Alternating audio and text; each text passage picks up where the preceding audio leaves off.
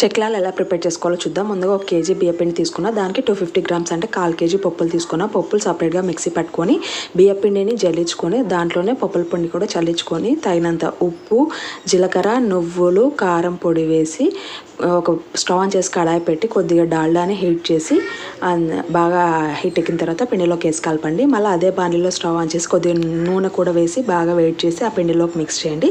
తర్వాత ఒక తపిల్లో నీళ్లు పెట్టి అవి బాగా మసలేదాకా ఉండి ఆ వేడి నీటితోనే ఈ పిండిని మొత్తం కలుపుకోండి ముద్దలాగా. ఇలా ముద్దలాగా కలుపుకున్న తర్వాత చక్రాలు ఒత్తే పావులోకి ఫిల్ చేసేసి ఇలా చక్రాలన్నీ ఒత్తి పెట్టుకోండి. సో అంతలోపు స్టవ్ ఆన్ చేసి కడాయి పెట్టి డీప్ ఫ్రైకి ఆయిల్ పెట్టేసి ఇలా చక్రాలన్నీ ఒత్తేసి పెట్టుకోండి. ఆయిల్ బాగా హీట్ ఎక్కిన తర్వాత ఈ చక్రాలన్నిటిని ఒక్కొక్కటిగా వేసి బాగా రెండు వైపులా లైట్ గోల్డ్ కలర్ వచ్చేదాకా ఫ్రై చేస్తే మన టేస్టీ అండ్ క్రంచీ చెక్కిలాలు రెడీ అనమాట. మీకు నా వీడియో నచ్చినట్లయితే please like, share and subscribe to my channel Ragadeepthi allrounder.